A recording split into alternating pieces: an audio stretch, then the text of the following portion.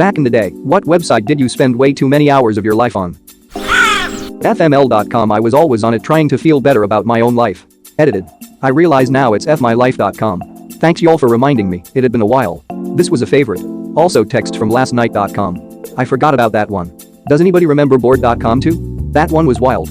Passive-aggressive notes are still up. Almost like an artistic Reddit. Also, my life is average. CartoonNetwork.com was awesome back in the day.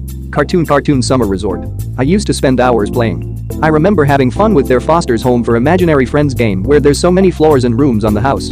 I think there were missions you have to complete.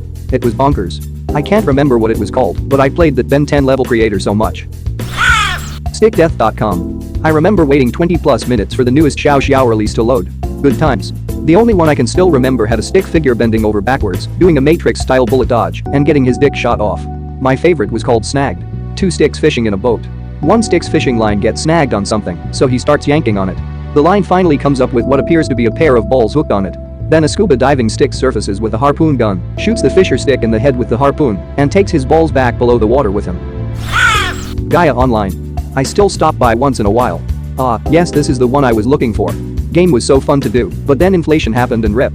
I know they added a new form of currency though. Red Bard on YouTube did a fascinating, well-researched piece on the rise and fall of Gaia and its inner workings. Its beginnings are the beautiful stuff of internet legend. Also, the inflation thing totally could have been mitigated within reason, but a new owner of the site just sort of inexplicably shat all over everything. Absolutely wild story. Cracked. Back when they actually had talent on their staff. Cracked was my favorite. I learned more random shit from that website. Too bad it sucks now. I stopped caring when the After Hours crew was let go. Hey, if you haven't heard, Cody has continued as some more news on YouTube. I don't know what happened to the rest of the crew, though. DOB writes for Last Week Tonight, and Sarin writes for American Dad. They do a podcast together called Quick Question. I'm not sure about Katie Willard.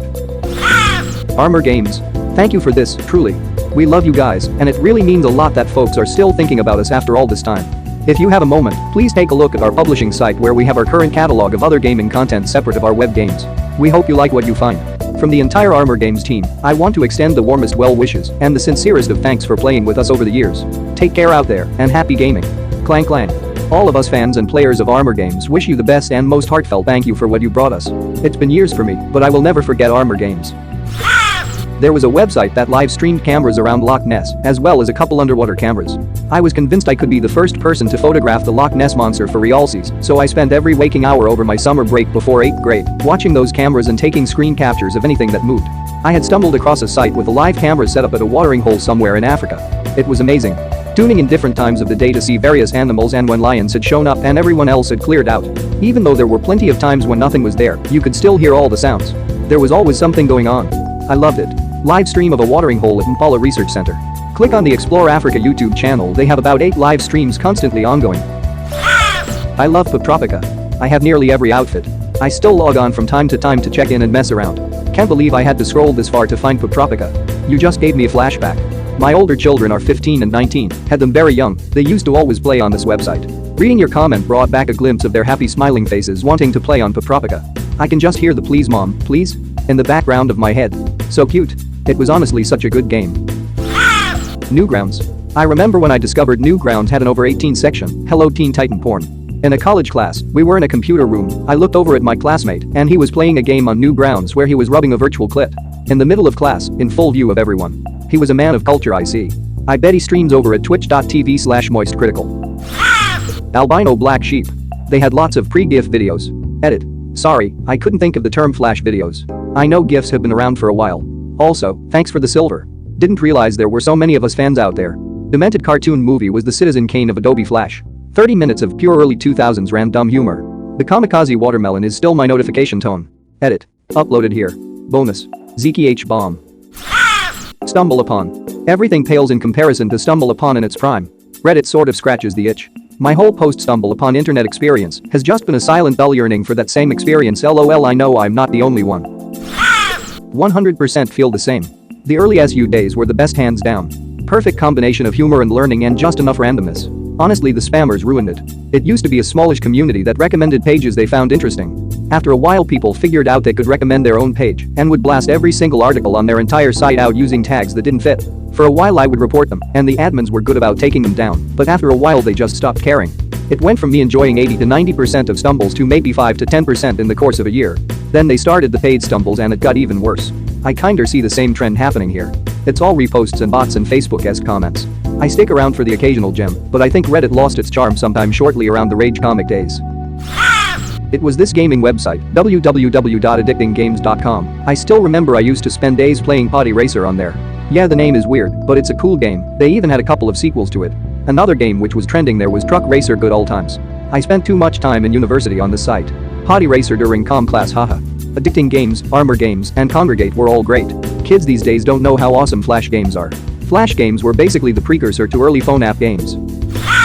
My full-on social life on Club Penguin. Club Penguin taught me about division of the classes. Those damn premium penguins with their fancy igloos and 50 puffles. I used to go on these cheat sites where you could get furniture and igloos. It was still limited if you didn't have a membership, but damn if I decorate my igloo nicely with the limited things. I used to sell my puffle and adopt it again because I had a lot of coins and nothing to spend it on Boz. There wasn't anything for us normal people to buy. I remember finding the cheat site among my friend group and telling everyone. Shit spread like wildfire around their friends and on down the line. Run Escape. Literally playing it right now. This game has taken so much of my time. Run Escape is 100% the reason why I can type so fast now. You definitely had to have speedy fingers in 2006. It also taught me at a young age that gambling is very addicting and not too rewarding. I unironically credit Run Escape with a lot of things I learned at a younger age. How the stock market works, why you don't give out passwords, different types of metal, trees, etc. Neopets. I still play sometimes. I recently realized if my account was a person, it could now vote.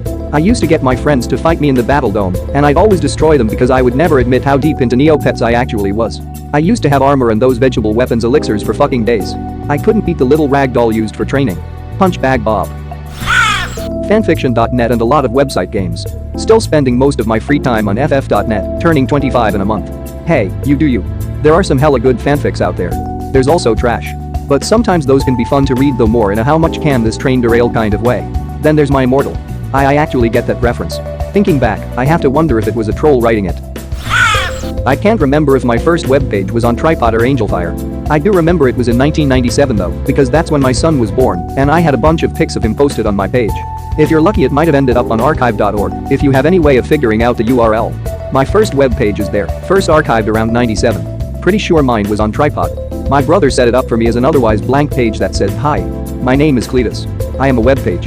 I like toast." I don't think I ever figured out how to do much with it. Tumblr. Then we both changed.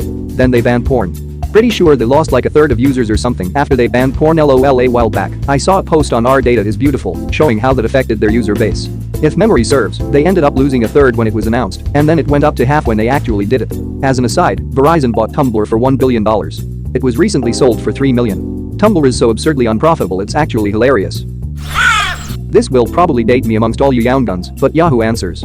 I could spend an embarrassing amount of time reading through stupid questions and answers, sometimes adding in my own. I suppose this sub is the modern day replacement for that.